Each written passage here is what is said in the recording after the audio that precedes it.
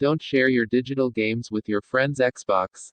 You may have seen advice on how to share your Xbox One's digital games with your friends. But Microsoft doesn't intend for you to share your game library when you're not there. Doing so puts you at risk. When Microsoft first announced the Xbox One, it came with the promise of next generation features and would require a dedicated internet connection that allowed the console to phone home every 24 hours.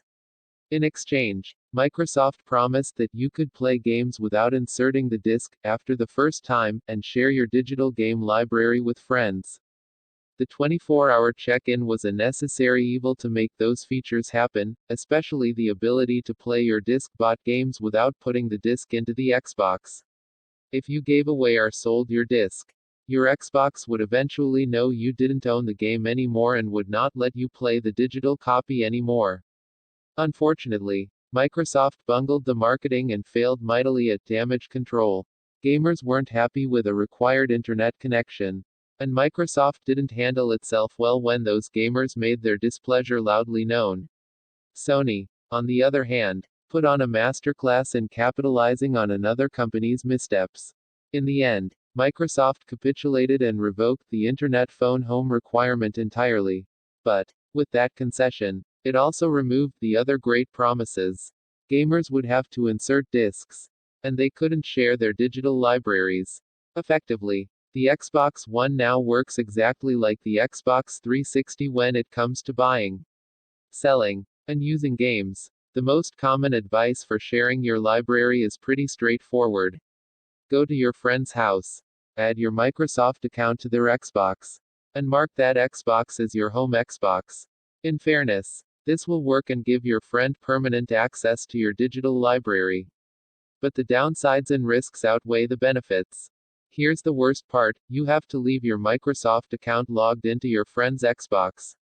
That means they have access to your credit card and can purchase games and add-ons in your name with your money.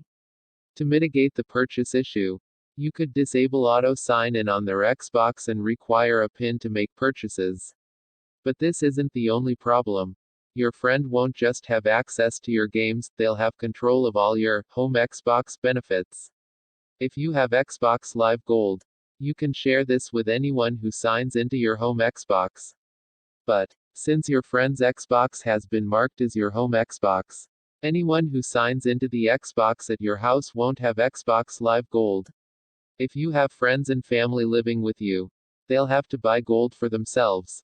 You can only share your digital games like this with one Xbox.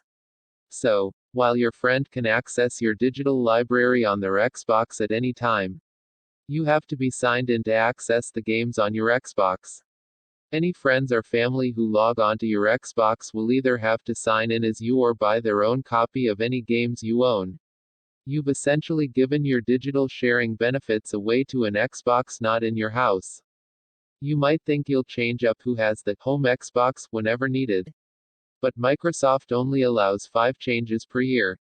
That's more than enough to support you if an Xbox dies and you get a replacement. But not enough to let you frequently switch for game playing. You might look at all the warnings above and decide that your friend can be trusted. Especially with the mitigation technique of blocking automatic sign-in and purchases. But there's another piece of advice some websites have offered, and it's much worse. These sites point out that the mere act of signing into an Xbox will temporarily provide access to your digital library to anyone else who also signs in. So here's their solution: give your friend your Microsoft account credentials, including your password. You can keep your Xbox set as your home Xbox, and your friend can log in as you whenever they want to play a game in your library. Microsoft accounts aren't just for Xbox.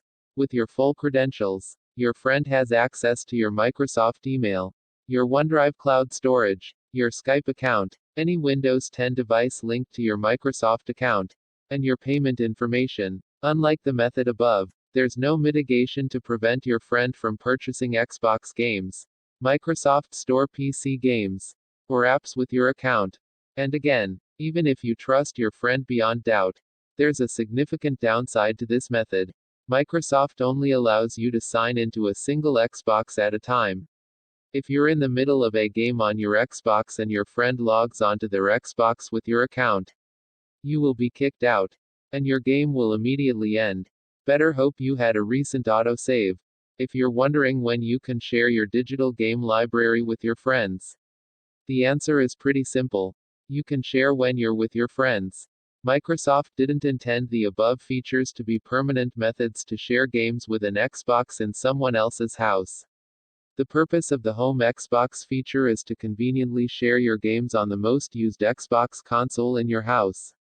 There's a reason Microsoft calls it Home Xbox and not Friends Xbox. To share games with your friends, you just need to be with them. When you are both playing on your friend's Xbox, sign in with your Microsoft account, and they will have access to your digital library. When you're done playing, sign out, and your games will come with you. That's what Microsoft intended, and trying any other route will lead to problems accessing your game library at home, or worse, a friendship ended over lost money. Don't take that risk, it's just not worth it. Text source, howtogeek.com.